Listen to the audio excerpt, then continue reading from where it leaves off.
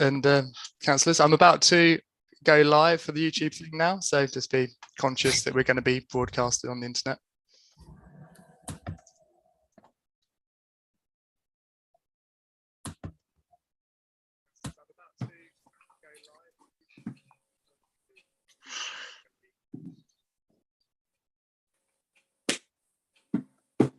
Looks good to go, James, I think.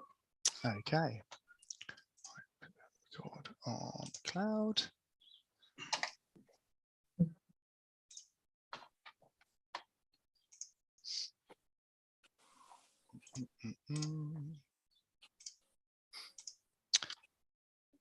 Okay, we'll kick things off then. So a good evening and welcome to the meeting of the Joint Transportation Board. Please note that this meeting is being live streamed to the internet. Could all members ensure their microphones are set to mute unless they are speaking to reduce any background noise. Should a member wish to speak, please use the raise hand button, and then they'll be asked by the chair to make their comment. So the first item of business that we need to deal with is the election of chair. So please could I have some nominations or a nomination from the district councillors for the position of chair, please.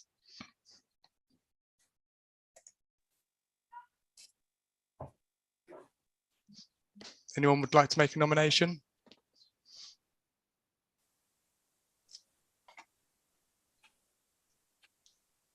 No? If I can just interrupt there, James. Yeah, by all means.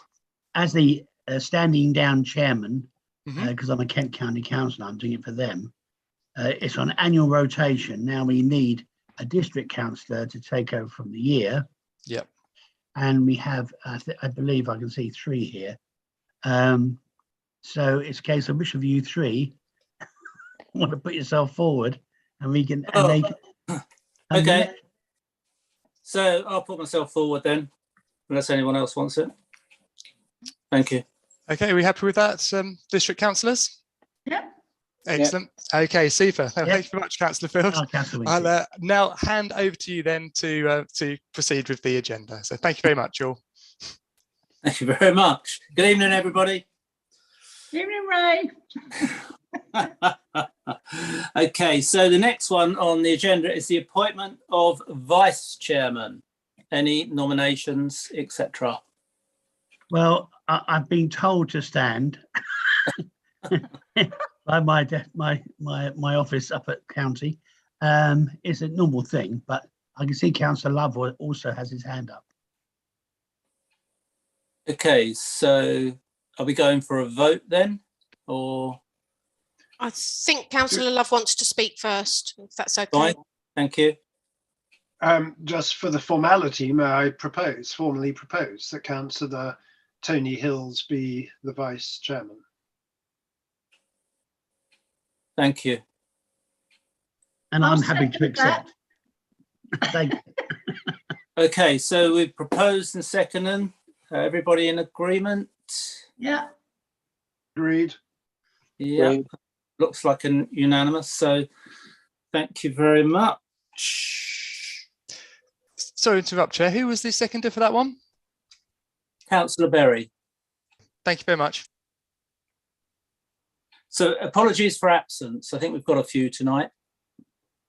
Yes, we do. We have 4 apologies tonight. So we have apologies from Councillor Godfrey, Councillor Mullard, Councillor Mead and Councillor Carey.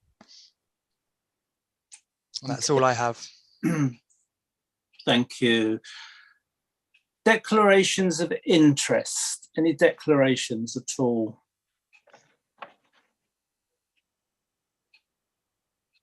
Do I need to declare that I'm the portfolio holder, Folkestone and Hythe?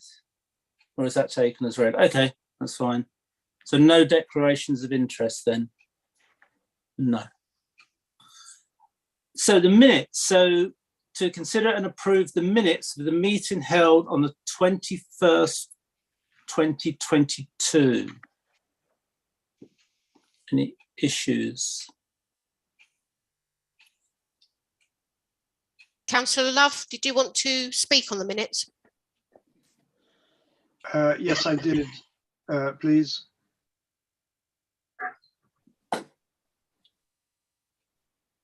Shall I go ahead? Sorry, I was waiting for my cue from the chairman. So sorry. Yes, carry on. Yes. Right, on page, bear with me, page 7 of the minutes, Appendix H, combined members grant. It's reported for Tanner's Hill that I believe speed monitoring would be required, as there seems to be little opportunity for vehicles to slow down from 40 to 20. That's not the point that I made. The point that I made was that the scheme that I've had put in using my members grant has actually should have made that a lot easier, because it's extended the 30-mile-an-hour limit. And what I suggested was that we need to come back and monitor whether that has actually made any difference, i.e. Our driver, is the average speed through School Road now slower as a result of the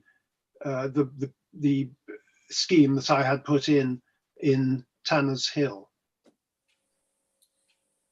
And I accept, Chairman, that the response, I'm sure, would be the same, but nevertheless, I just wanted, for accuracy, that was the point that I raised, and I will at some stage be returning to that, because I think I've always taken the view that if you do some works, you then ought to come back and review it and see whether those works have been successful. Thank you. Is there any response at all to that, or? In terms of the minutes, we can certainly make a note of that. Okay. And they'll be in the approved version to that effect. Thank you. Okay. And will that be followed up then before the next meeting? I know they're quarterly.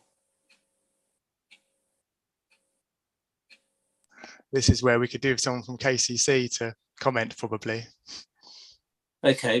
If I could comment, Chairman, if I could comment, because our KCC officer, it looks like can't get in because of technical problems.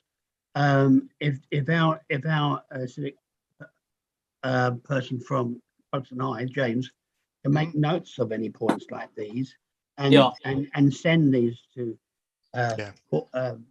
James Bowen at KCC, I've been assured that he will respond to those. That's no problem from my perspective, absolutely. Thanks, James. Okay. Thank you. And can we all be kept informed? Because we don't want to hang on for these things, do we? Yeah, no, that's fine. I'll ask them to return with a comment in response to the minutes. Thank you. Councillor Love, are you satisfied with that? Yeah, I'm perfectly happy with that. I'm not expecting, as I said, any significant difference at this stage, but I just make the point because I think at some stage we would wish to return to it, but I'm very happy with the proposed way forward. Excellent. Thank you. So are the minutes agreed now then? Yep. Everybody happy? Agreed. Okay, so the minutes are agreed. Thank you. Item 6, proposed parking restrictions 2022, which is in your reports if you've got them, 9 to 14. And I understand someone will lead on that. Thank you.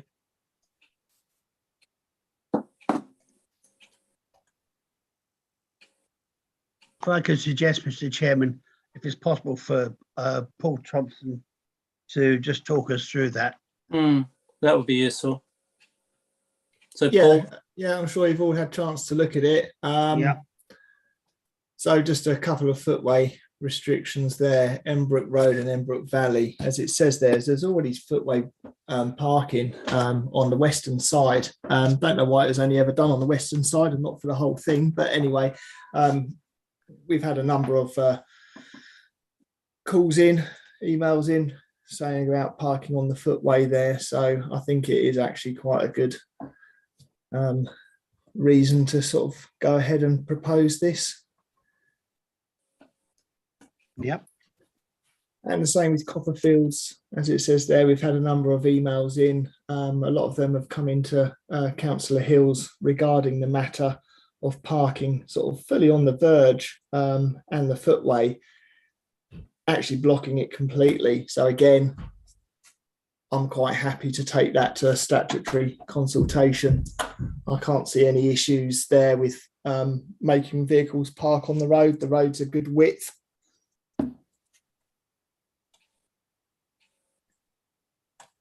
You've got any comments on that, let me know. If not, I'll move on to number 3, which is waiting restrictions.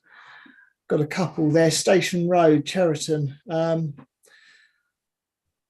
Basically, someone's just increased the width of their drive, but there's this mature tree there, and it just makes getting in and out of the drive a bit awkward. We literally extend this single yellow line by about 1.5 meters. It's not really going to make any difference to the availability of parking. In actual fact, it'll mean that this chap can get 2 vehicles on his drive. Therefore, we're actually taking a vehicle off the road anyway.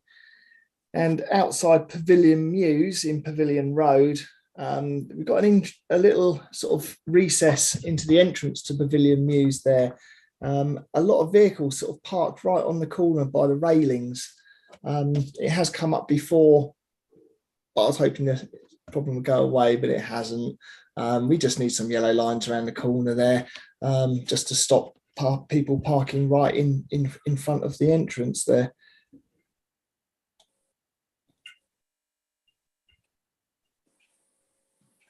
If I could just jump in there, Chairman, and say you got 2 hands up, one from Peter Gain and one from Councillor Love as well. They might have some comments for Paul. Yes, have you finished, Paul? Yeah, that's it for me at the moment. So, yeah, got any questions? So I'll take them in order on my screen. Sorry if I'm jumping over someone, but Councillor Love. Thank you, Chairman. Just going back to the Enbrook Road, Enbrook Valley, if I may, can I be clear from Paul, is there a specific footway parking ban on the western side? My understanding, and I must say, normally this is the sort of thing I'd do today, but having tested positive for the pestilence, I haven't been able to get out and go around and have a look at it.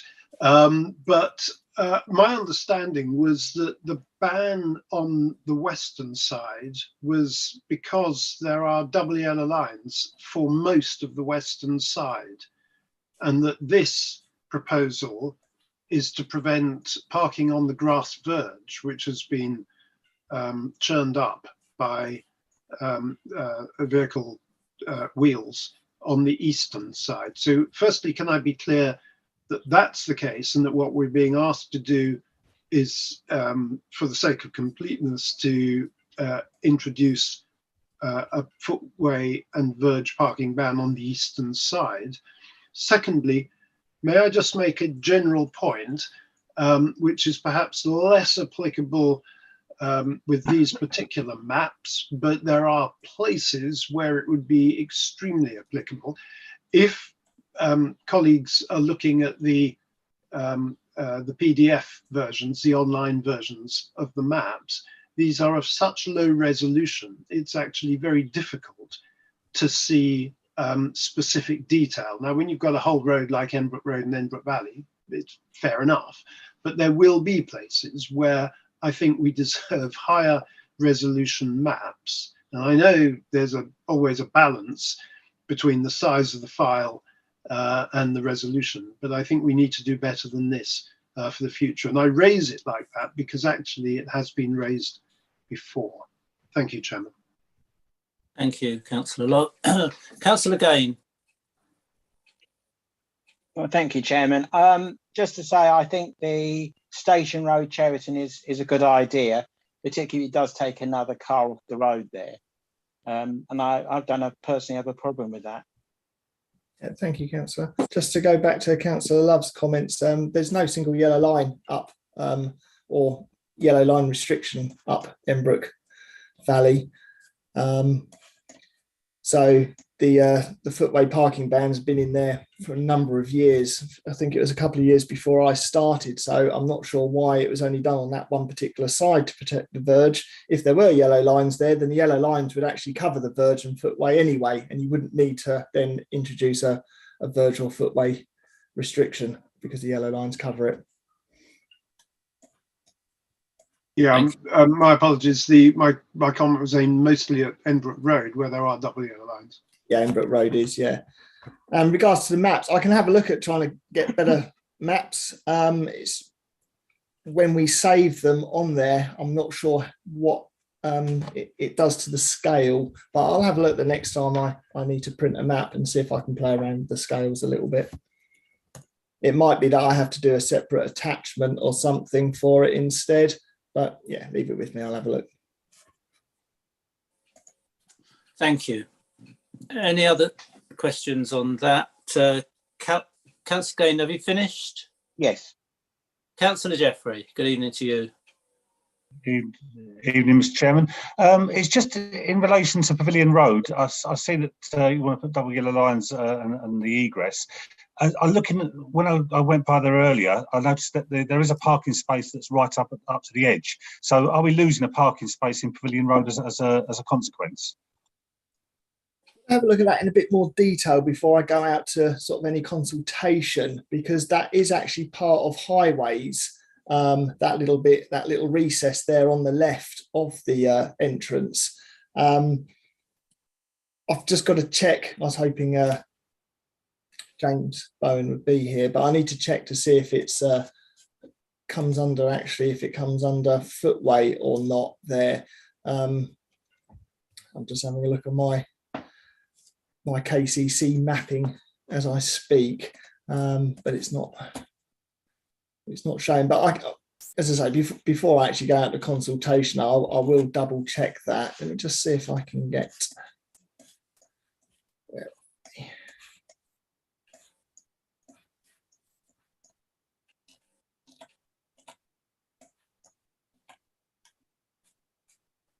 Yeah, it's not actually. It's just part of the highway in front of number 56 Pavilion Road. It's not footway, so it wouldn't be an official space as such. I'll look at that in a little bit more detail when I next walk down there. Because we have had issues with cars parking there as well, especially as the rest of the road you've actually got as a keep clear in the whole of that gap. It's not just the little entrance into Pavilion itself, it's the bit in front of number 56.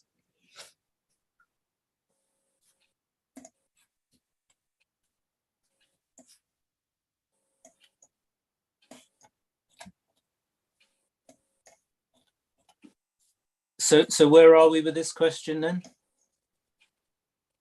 Well, I'll have a look in a bit more detail, because it looks like you end up with a bit of double parking there.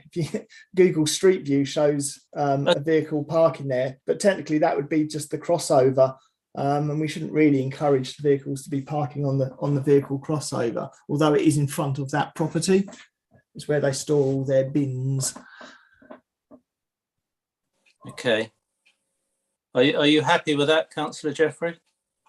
I'm sure Paul will do a good job when he goes and checks. Thank you, Councillor. Thank you. And no doubt we'll be informed. Any other questions at all? I see Councillor Gain, you've still got your hand up. Is there another one?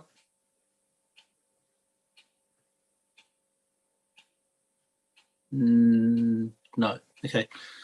So moving on then. Item 7, Highway Forward Works Programme 2021, 22, 2022, 23. It's information only. It's by KCC Highways, etc.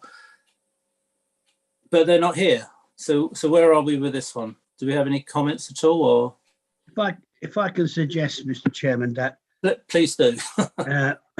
we've got all our contacts there, all people we normally deal with, but primarily I deal with James Bowen on this, and he can subcontract it. If you go through page 17 and then followed by page 18, 19, and so on, and just go down that list and see if any members have any problems with that, and then James can actually forward any concerns to James Bowen as and when, if any, arise. Okay. Councillor Gain? Chairman, I had a slight problem because I'm looking on the official website and the pages aren't numbered. Okay. How about doing it on pages for you then to save time? Because mine are, but what page are you looking at without the number? All of It starts at it says appendix at the top, so that's where you need to head. Appendix A at the top. Yeah, got that. That is our page 17. So if you look at that bit first, that'll be fine. Okay.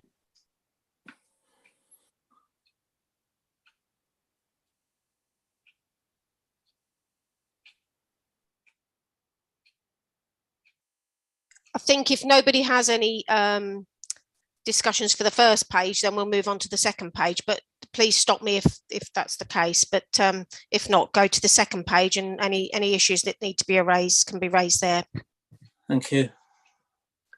If I could just interject there, Mr. Chairman, that it might be useful to actually, for members, if anything like this arises, going through that list there, what more updates, to email James Bowen and try and get some sort of more information out of this. Because some of these are ongoing, some are completed, and we might need more information in between the next meeting. But he's very responsive. Okay. I'll just go down the list if I was you. Road asset renewal schemes, go through that list first and then go on to micro surfacing, and just so members can pick up what needs to be talked about if required.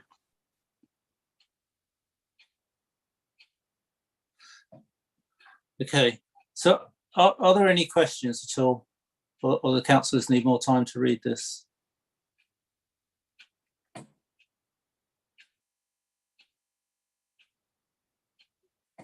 So I think Councillor Hills has made a valid point. We've got contact details for councillors to contact, etc. Is everybody satisfied with that? Councillor Love.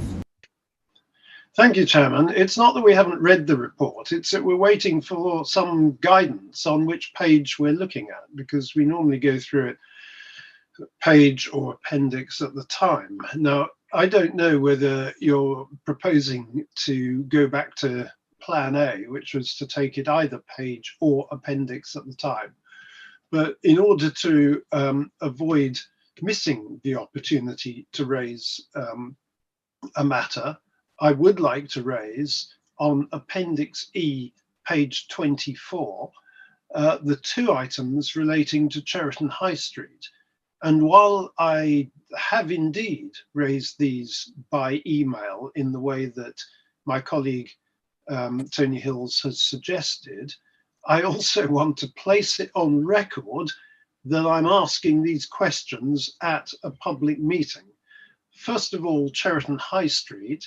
I wonder whether James might be able to note this and then pass it on as a question asked to James Bowen. So first of all, Cheriton High Street, what progress have we made on the missing bus shelter, which has now been missing for well over 18 months and really should be back in place?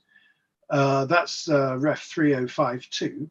On Ref 3053, which is also Cheriton High Street and Cheriton Approach, I note that the developer is looking into signals. Frankly, looking into it isn't good enough. I have never been at one of these meetings where anybody else has disagreed with my view, including highways officers, that we do need pedestrian signals for this very dangerous junction.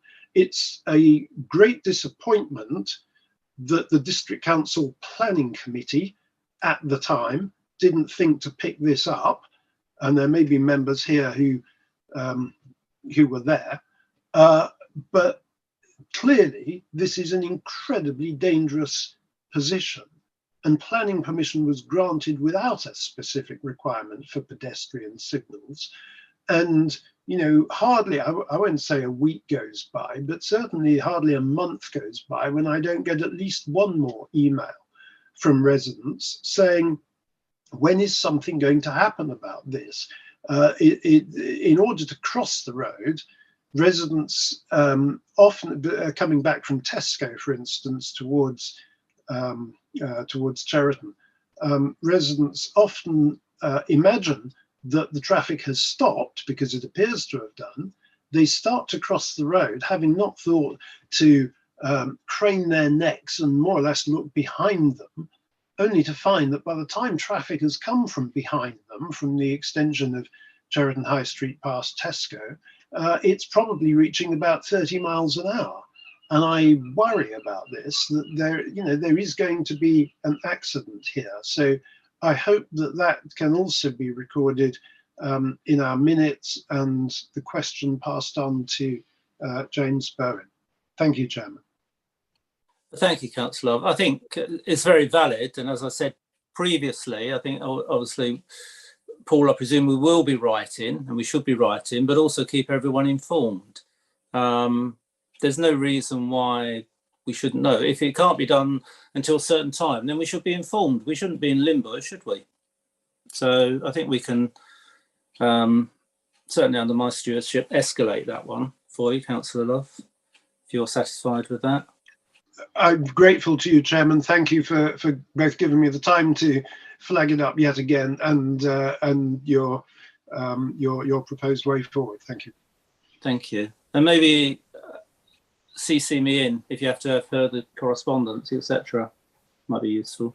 Thank you. Councillor Hobbs. Thank you, Chairman. I'd like to go back to Appendix C, street lighting. I know this all refers to KCC street lights.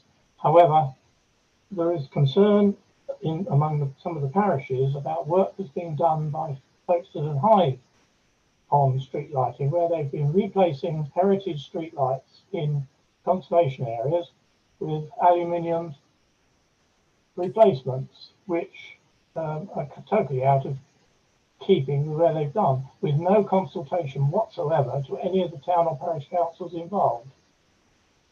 They're obviously putting them to LED, which obviously is the way to go forward, but nobody has even attempted to consult with the parishes before the work was done. Have you actually raised this before? No. Okay. It came up at our area committee meeting last month, and I said I'd bring it to the meeting tonight. Okay, well, thank you for that. But it's always helpful if there are concerns, if we're notified, that I'm sure we can look into that and come back with an answer. Because I agree, we shouldn't be ripping up heritage, but I would imagine there probably will be a very good reason, but I don't know what it is at this stage. And it does actually come under my portfolio, so obviously I'm very interested in this. So if you've got any further information, if you want to email me, I'll look into that as well. Thank you. The only other thing I've got is I understand that they can't convert the existing ones to LED. I don't know whether that's true or not. If I can just jump in there. So what it is obviously we own about 1,100 columns throughout the district. KCC are actually going to be readopting some back, taking back ownership, which means that we won't have to sort of pay any maintenance towards them.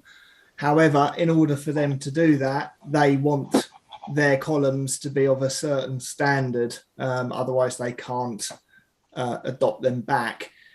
A lot of the ones that people are saying are heritage lanterns aren't actually heritage lanterns. They might be slightly ornate in style, but there's certainly nothing ornate about them in KCC's own words, that is, not mine. And unfortunately, a lot of them have failed structural testing. So they have been replaced with, a modern equivalent lantern. We're currently near the end of our phase 1, which is about sort of, I can't think how many, I haven't got the information in front of me at the moment, but so they're either being replaced with the lanterns, LED lanterns, or complete new columns. A lot of the old concrete columns, a lot of the old sort of thin columns that have got sort of structural damage inside are being replaced. KCC will then take ownership of those columns back from FHDC. Thank you. Councillor Hobbs, it would really be useful moving forward if we could have precise information of what lampposts where, etc. Right. Thank you. Okay. Yeah, if you want to send an email to me, Councillor Hobbs, with any details, I can look into it. It's a little bit slow on the lamp columns at the moment, just because they are working on this project. So I know I've got a few that sort of are not working, or they've replaced a lantern and the lantern's now not working. There's a few issues with reconnections to UK power networks, that kind of thing. But if you let me know a particular column or a particular street where you've got a particular concern, then I can see what I can find out for you. Okay, will do. Thank you. Thank you. Councillor Weatherhead. Yeah, thank you, Chairman, and welcome to the seat. Just if I can quickly just touch base on a couple of little things. Page 20, well, page 20 and 21, the Appendix C, street lighting. If I can address this one to Paul Thompson, please. Paul, did we get anywhere on Stone Street, Lim, with regard to those lights that you were looking at? And I know it's probably going to fall under the last discussion with regard to the LEDs, but do we know if that's moving forward? I've literally just got an up-to-date spreadsheet from Kate from Boygs KCC, so I can look through those. Let me put a note in my diary for tomorrow to have a look through that. That is only phase one. If I haven't got the information on this spreadsheet, it might be coming under phase two. I was meant to have a meeting last week with the project lead from Boygs, but unfortunately he was taken ill at the last minute, so the meeting was only talking about what we had outstanding from phase one. So yeah, leave that with me and I'll have a look tomorrow morning for you. Brilliant, thank you very much. It's okay. I mean, just as a meeting note with regard to page 22 and 23 on the Sinkport cycle path, I'm still a little bit in the dark as to where, I have to say, my own colleagues within KCC are with regard to the acquisition of Environment Agency land to complete this project, but I was hoping equally that James would be here tonight, but he's not, so I'll direct that one back at him. And I think I was just going to make a quick comment, although it's nothing to do with me, so forgive me, Tony, but the page 25, A259, former Sands Motel site, those pedestrian lights, after 4 years, they're up and running. Congratulations. Thank you. Thank you, Councillor. Councillor Hills. Thank you, Chairman. If I can just say to James that we had a few problems with on the lighting side, but if you contact Sue Kinsella at KCC, I find her very responsive on coming back if it's a KCC lamp. What Paul said is quite right. Is this handover situation, but it's not just that. I had one very recently in Newchurch, which was a connection problem. The bits all worked, but the light didn't because it had to be connected by the electrical company. And that's where it can fall down. So you have to chase these things to make sure to get all their ducks in a row. But Sue Kinsella at KCC, I find a very helpful person, if that's any good. Okay, James? Thank you. Councillor Gain. Thank you, Chairman. My question's on Appendix I, which is streetworks. The proposal to close part of Risborough Lane for 5 days. I'm just wondering where you're diverting the traffic, because lorries go up there to the industrial estate. If you divert them up Church Road, cars park both sides, and it is pretty tough to get out up the road in the first place. I'm just a bit concerned about where we're diverting the lorries down.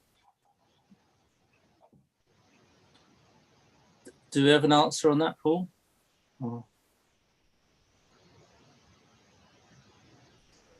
Sorry, it won't be myself. That'll be for James Bowen. Yeah, I can make a note of that KCC. and I'll pass it on to the KCC guys. Thanks, James. Thank you. Okay.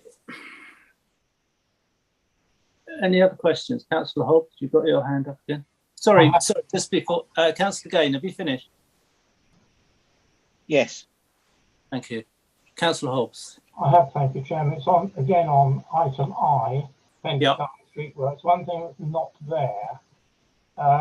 We've received notice that Broad Street Road, Lyminge, is going to be closed for 42 days, 7 weeks, starting on the 25th of July.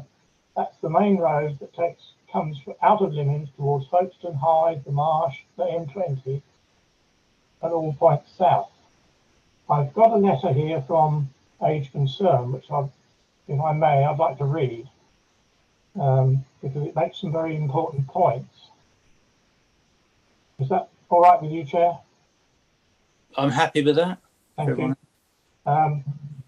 It starts, I'd like to raise a concern regarding the Broad Street Road closure planned for 42 days starting the 25th of July. HQ UK, Hyde and Lyminge deliver vital services in and around the area due to be closed, such as meal deliveries and medication deliveries. We also collect clients from various towns, e.g. Hyde, Lyminge, Dymchurch, Romney Marsh, to attend our secure dementia unit based at Station Road, Lyminge. As you can imagine, the journey itself already causes clients who all live with dementia some anxiety and unrest. The additional travel distance of 12 miles that the closure will cause will create unnecessary distress for our client group. We must also consider the additional travel that will deter families bringing their loved ones to the secure unit, which means a reduction in usage of our facility, ultimately reducing our income. More importantly, reduce carer respite for those who use that time for themselves, knowing their loved ones are cared for. Age UK is already in a situation with the general cost of fuel, utilities and everyday costs, impacting on the sustainability of the organisation. The reduction of income that may occur because of the lack of attendance due to road closures will put additional financial pressure on our organisation, a financial burden we cannot withstand. We also collect clients from Lyminge and surrounding rural areas who attend the Hyde Community Hub. People meet to socialise with others, reducing isolation, and seek support to improve their well-being. The additional travel distance will deter people from coming, this again having a further financial impact on our organisation, as well as putting older people's welfare at risk.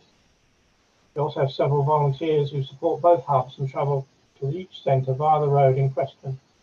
The additional mileage will increase their cost and will deter them from volunteering. Is it possible for a traffic light system to put in place so that traffic can still flow through the area? The closed plans will have a significant detrimental effect on our organisation and those that attend. The reason for the closure is to put in the main drainage to a new housing development just to the southeast of Lyminge on part of the Etcham Hill Golf Course. It's a 2-lane road there, and there is also a footpath as well on one side. Why they can't use traffic lights, I don't know. It would be far more acceptable. People would accept having to wait 10 minutes or so at traffic lights rather than having to do the diversion routes. The other problem with the diversion route is it's a very long one, certainly for lorries, but the lanes that people would use to avoid it are all very narrow, and several of them are virtually one lane with passing faces, will cause a considerable amount of trouble. KCC apparently have said there's nothing that can be done. It doesn't seem right that this sort of thing should be allowed to happen for such a long time to such a large community, basically, because Lyminge is very big these days. That's my log, as you might say, Chairman. Thank you. What's the date of that letter from Age Concern? Not on it. I had it. It came today to me. Okay. By email. It came by email today. Can I just jump in? That letter was also sent to Fred Miller by Councillor Prater, who'd also been harangued, I think, by a few concerned people. Fred has forwarded that on to James at KCC, and an email that I was copied into basically said they are looking at other options and speaking to the developers, and they have asked that if any residents do want to make a complaint, then to do it direct with them on the 03000 418 181 number. That's all I have on it at the moment. So I do know that they are looking into it. Okay. Thank you. So it's very live then, as we speak. Yeah. Yeah. Okay. Thank you. Councillor Hills. Thank you, Mr. Chairman. Only a couple of small things. On Appendix D3, casualty reduction measures, we have Hammond's Corner, and the actual end line is no funding for construction at present. I think we've got to press hard on this with KCC. They are to either get bids into government, or to get possibly help with funding, match funding from EDF or Magnox. It's a very dangerous junction going in towards the power stations, and it really needs to have a plan sorted out. It's all designed, waiting to go. It's going to cost £1.5 million, I've been told, but we need to find some match funding to get this off the ground. And I think just saying no funding for construction at present, there never will be unless you push it. So that's the first bit. And I was very pleased to see that Derville Road in my parish of Lydd is up for bridge strengthening, long overdue, in design plan for 2002-2023. That's under the bridge works, obviously, Appendix F. Also, I'd like to email James Bowen that the condition of Curtin Road Bridge, just up the road from there, is in a very poor state, and the surface in a very poor state. And that's the road that's used for the power station workers to get in and out. So that gets much more use than Derville Road, but they're both worthy cases. So I like that sent to James Bowen as well. Okay, Mr. Chairman, that's it. Thank you. And we need some timeline on these We do, yeah. As opposed to, yeah. Okay. Good point. Has anything been done so far on those items you've raised? Say again, Mr. Chairman?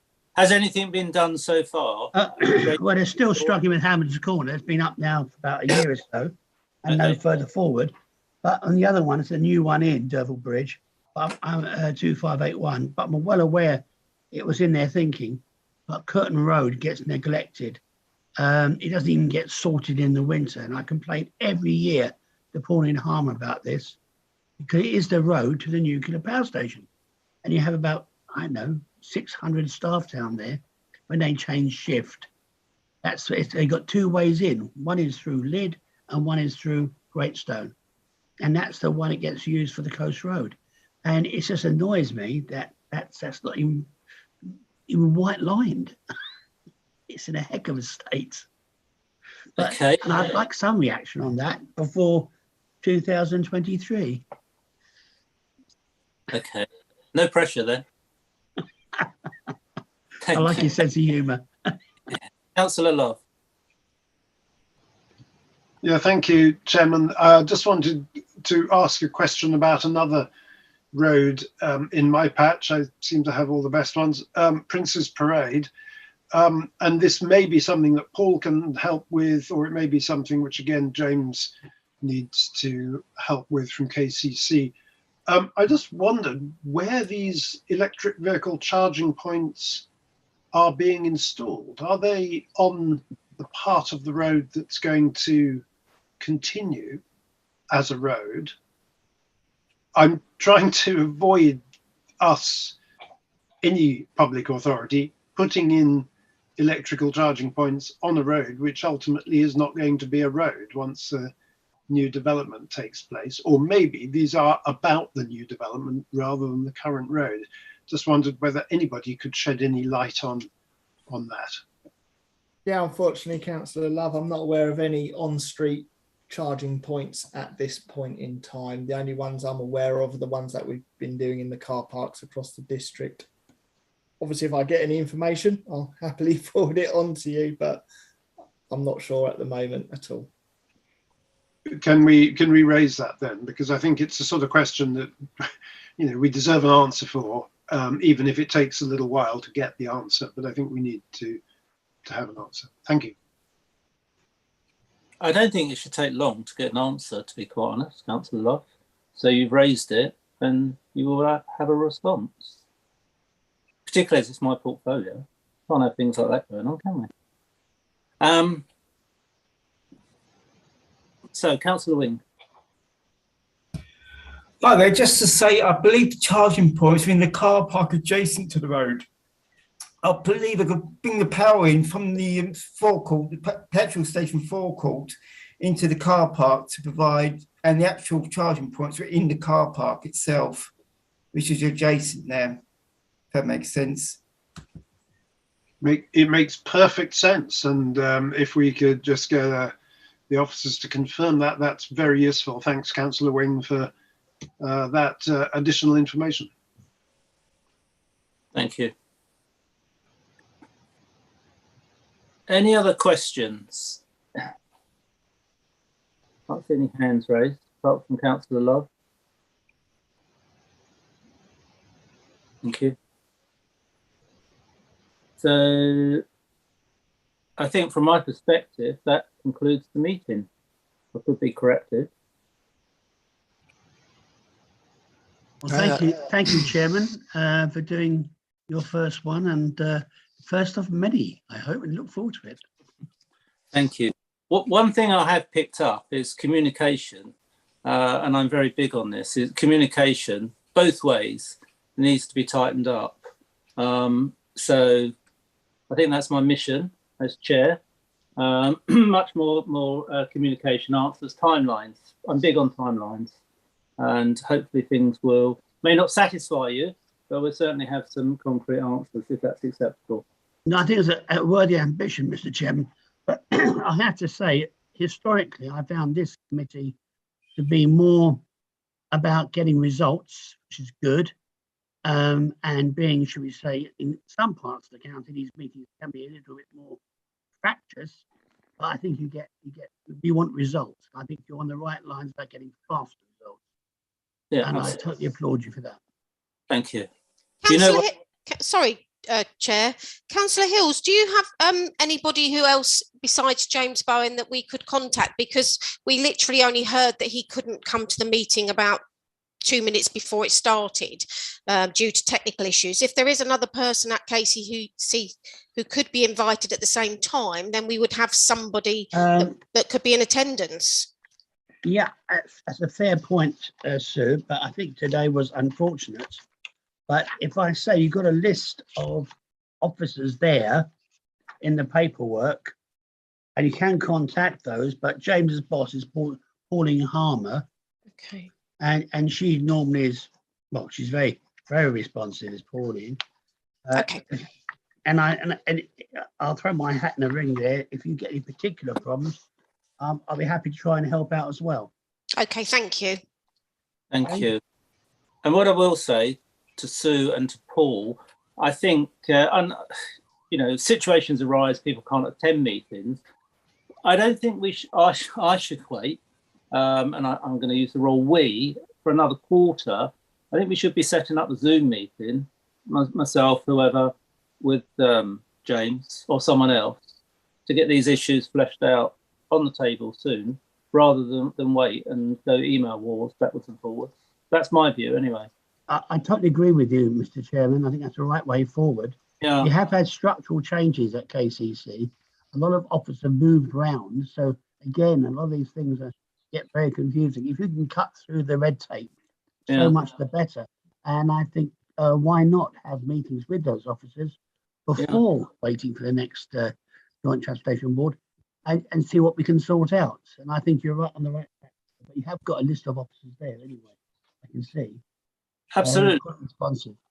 It is the new way forward, isn't it? It's a virtual world and there's no excuse. So one can be set up fairly soon, even if they're on holiday.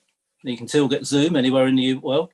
So, yeah, I'm quite happy to do that. We've got quite a lot of issues have been raised, valid issues. We need answers, end of story. And we need them soon. And you need timelines. Agreed. So that's my mission. See how I'll get on at the next quarterly meeting. All right. Any other questions? It's not on there, but is there any other questions, concerns, worries, etc., while I'm on? No? Good. I think on that point, thank you very much, everyone. Good night. Thank you, Chairman. Right, Chair. Thank you, Thank you. Chairman. Good night. Good night. Thank you all.